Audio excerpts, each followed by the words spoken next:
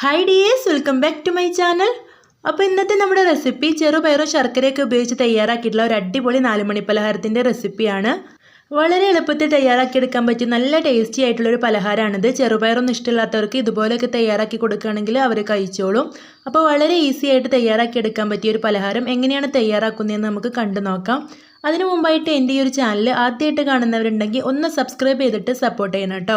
Subscribe ചെയ്യുമ്പോൾ തൊട്ടടുത്ത് തന്നെ കാണുന്ന ആ ഒരു ബെല്ലൈക്കണും കൂടെ മറക്കാതെ പ്രസ് ചെയ്യണേ. ഈ വീഡിയോ കണ്ടുകൊണ്ടിരിക്കുമ്പോൾ നിങ്ങൾക്ക് ഇഷ്ടമാവുണ്ടെങ്കിൽ ഒരു ലൈക്കും കൂടെ ചെയ്യണം കേട്ടോ. ഇനി നമുക്ക് റെസിപ്പി കണ്ടു നോക്കാം. ഇതിനു വേണ്ടി ഞാൻ ആദ്യം തന്നെ ഒരു പാൻ ഇവിടെ ഗ്യാസ് സ്റ്റോപ്പിൽ വെച്ച് കൊടുത്തിട്ടുണ്ട്. ഇതിലേക്ക് ഞാനിവിടെ 1 കപ്പ് അളവിൽ ചെറുപയറാണ് ചേർത്ത് കൊടുക്കുന്നത്. അപ്പോൾ ഈ ഒരു ചെറുപയർ ഞാൻ നന്നായിട്ട് കഴുകി ഊറ്റിയെടുത്തതാണ്. അപ്പോൾ നമ്മൾ കുതിർത്ത് വെക്കേണ്ട ആവശ്യമൊന്നുമില്ല. നല്ലപോലെ ഒന്ന് കഴുകി ഇതിലെ വെള്ളമൊക്കെ ഒന്ന് ഊറ്റിയെടുത്താൽ മതി. എന്നിട്ട് ഈ ഒരു പാനിലേക്ക് ചേർത്ത് കൊടുത്തത് നന്നായിട്ടൊന്ന് വറുത്തെടുക്കണം. അപ്പോൾ ഒരു 5 മിനിറ്റ് ലോ ഫ്ലെയിമിൽ ഇട്ടിട്ട് നല്ലപോലെ വറുത്തെടുക്കണം.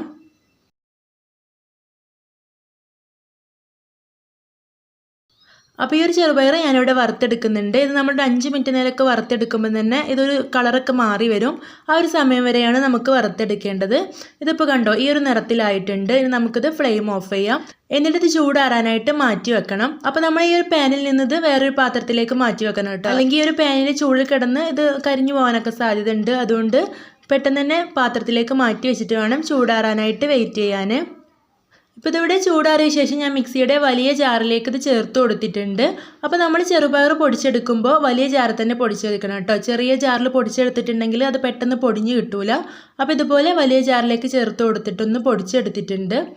ഇനി നമുക്കിത് മാറ്റി വെക്കാം. ഇനി ഞാനിവിടെ വീണ്ടും ആ ഒരു പാൻ തന്നെ ഗ്യാസ് സ്റ്റോപ്പിൽ വെച്ച് കൊടുത്തിട്ടുണ്ട്. ചൂടായ ശേഷം ഇനി ഇതിലേക്ക് നെയ്യ് ചേർത്ത് കൊടുക്കണം. അപ്പോൾ നെയ്യിന് പകരം നിങ്ങൾക്ക് വേണമെങ്കിൽ ഓയിലും ചേർത്ത് കൊടുക്കാം കേട്ടോ. അപ്പോൾ ഞാനിവിടെ ഒരു 2 ടീസ്പൂൺ നെയ്യാണ് ചേർത്ത് കൊടുക്കുന്നത്.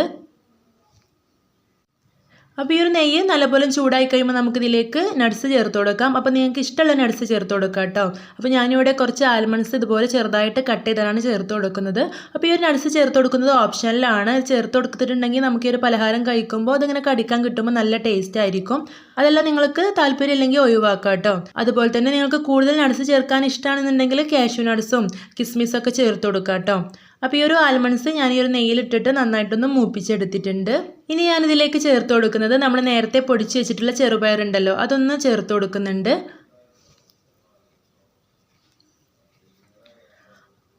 അപ്പോൾ ഇവിടെ ചെറുപയർ പൊടി ചേർത്ത് കൊടുത്തിട്ടുണ്ട്. ഇനി നമുക്ക് ഈ ഒരു നെയ്യിലിട്ടിട്ട് നന്നായിട്ടൊന്ന് വറുത്തെടുക്കണം. അപ്പോൾ നമ്മൾ ആദ്യം ചെറുപയർ ഒരു 5 മിനിറ്റ് വറുത്തെടുത്തിരുന്നു. ഇനി നമ്മൾ ഈ ഒരു പൊടിയും ഒരു 5 മിനിറ്റ് ലോ ഫ്ലെയിമിൽ ഇട്ടിട്ടൊന്ന് വറുത്തെടുക്കണം. അല്ലാതെ നമ്മളിത് കൂടുതലായിട്ട് വേവിച്ചെടുക്കുന്നൊന്നുമില്ലല്ലോ. അതുകൊണ്ട് കുറച്ച് സമയം ഒന്ന് ലോ ഫ്ലെയിമിൽ ഇട്ടിട്ട് വറുത്തെടുക്കാം. ഇപ്പോൾ ഞാനിതിവിടെ ഒരു 5 മിനിറ്റ് നേരം ഒന്ന് വറുത്തെടുത്തിട്ടുണ്ട്. ഇനി നമുക്കിതിലേക്ക് ബാക്കിയുള്ള ചേരുവകൾ ചേർത്ത് കൊടുക്കാം. ഇനി ഇതിലേക്ക് തേങ്ങ ചിരവിയത് ചേർത്ത് കൊടുക്കുന്നുണ്ട്. അപ്പോൾ ഞാനിതുപോലെ കുറച്ച് ചേർത്ത് കൊടുത്തിട്ടുണ്ട്. നിങ്ങളുടെ ഇഷ്ടത്തിനനുസരിച്ച് എത്ര വേണമെങ്കിലും തേങ്ങ ചേർത്ത് കൊടുക്കുക. നല്ല ടേസ്റ്റ് ആയിരിക്കും ഇതുപോലെ തേങ്ങ ഇതിലേക്ക് ചേർത്ത് കൊടുക്കുമ്പോൾ.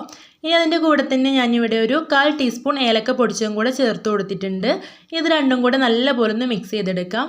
അപ്പോൾ ഈ ഒരു സമയത്ത് നമുക്ക് ഫ്ലെയിം ഓഫ് ചെയ്യാം കേട്ടോ. എന്നിട്ട് നല്ലപോലെ ഒന്ന് മിക്സ് ചെയ്തെടുത്താൽ മതി. ഇനി നമുക്കിതിലേക്ക് വേണ്ടിയിട്ട് ശർക്കരപ്പാനി തയ്യാറാക്കിയെടുക്കണം. അപ്പോൾ അതിന് വേണ്ടി ഞാനിവിടെ ഒരു പാൻ ഗ്യാസ് സ്റ്റോപ്പിൽ വെച്ച് കൊടുത്തിട്ട് ഇതിലേക്ക് 2 അച്ച് ശർക്കര ചേർത്ത് കൊടുക്കുന്നുണ്ട്. അതിൻ്റെ കൂടെ തന്നെ ഒരു 1/4 കപ്പ് അളവിൽ വെള്ളം കൂടെ ചേർത്ത് കൊടുത്തിട്ട് ഇതൊന്ന് ശർക്കരപ്പാനി ആക്കിയെടുക്കാം. അപ്പോൾ നമ്മൾ വെള്ളം ചേർത്ത് കൊടുക്കുമ്പോൾ കൂടി പോകാതെ ശ്രദ്ധിക്കണം കേട്ടോ. 1/4 കപ്പ് അളവിൽ ചേർത്ത് കൊടുത്താൽ മതി. അപ്പോൾ ഇവിടെ ഈ ഒരു ശർക്കരയൊക്കെ നന്നായിട്ട് ഉരുക്കി ശർക്കരപ്പാനി റെഡി ആയിട്ടുണ്ട്. ഇനി നമുക്കിത് നന്നായിട്ടൊന്ന് അരിച്ചിട്ട് നമ്മൾ തയ്യാറാക്കി വെച്ച ഈ ഒരു ചെറുപയർ മിക്സിലേക്കൊന്ന് ചേർത്ത് കൊടുക്കണം.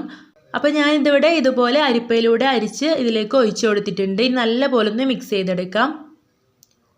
അപ്പോൾ ഈ ഒരു ശർക്കരപ്പാനി ചൂടോട് കൂടി തന്നെ ഇതിലേക്ക് ഒഴിച്ചു കൊടുക്കണം കേട്ടോ. എന്നിട്ട് ഇതുപോലെ ഒന്ന് മിക്സ് ചെയ്തെടുക്കണം. ഇനി നമുക്കിത് ചൂടാറാനായിട്ടൊന്ന് വെയിറ്റ് ചെയ്യാം. അപ്പോൾ ഇതിവിടെ ചൂടൊക്കെ ആറി വന്നിട്ടുണ്ട്. അതിനുശേഷം നമുക്ക് കൈ വെച്ചിട്ട് നല്ലപോലെ ഒന്ന് കുഴച്ചെടുക്കണം. ശേഷം നമുക്കിത് ഓരോരോ ബോൾസാക്കി ലഡു പോലെ ഒന്ന് ഉരുട്ടിയെടുക്കണം. അപ്പോൾ നമ്മുടെ കൈ വെച്ചിട്ട് നന്നായിട്ടൊന്ന് പ്രസ് ചെയ്തിട്ട് ഉരുട്ടിയെടുക്കാം. അപ്പോൾ നമ്മളിവിടെ ചെറുപയർ വെച്ചിട്ട് നല്ല അടിപൊളി ലഡു തയ്യാറാക്കി എടുത്തിട്ടുണ്ട്. അപ്പോൾ ഇതെല്ലാവർക്കും ഇഷ്ടപ്പെടും. എല്ലാവരും ട്രൈ ചെയ്ത് നോക്കണം. അപ്പോൾ ഇതുപോലെ മുഴുവനായിട്ട് നമുക്ക് ബോൾസാക്കി എടുക്കാം. അപ്പോൾ ഇതിവിടെ മുഴുവനായും തയ്യാറാക്കി എടുത്തിട്ടുണ്ട്. അപ്പോൾ ഈ ഒരു വീഡിയോ നിങ്ങൾക്ക് ഇഷ്ടമായിട്ടുണ്ടാവും എന്ന് വിചാരിക്കുന്നു. ഈ ഒരു റെസിപ്പി നിങ്ങൾക്ക് ഇഷ്ടമായിട്ടുണ്ടെങ്കിൽ മറക്കാതെ ലൈക്ക് ചെയ്യണം. ചാനൽ സബ്സ്ക്രൈബ് ചെയ്യാതെ കാണുന്നവരുണ്ടെങ്കിൽ ഒന്ന് സബ്സ്ക്രൈബ് ചെയ്തിട്ട് സപ്പോർട്ട് ചെയ്യണം കേട്ടോ. അപ്പോൾ ഇനിയും ഇതുപോലുള്ള നല്ല നല്ല വീഡിയോസുമായിട്ട് വീണ്ടും കാണാം. താങ്ക്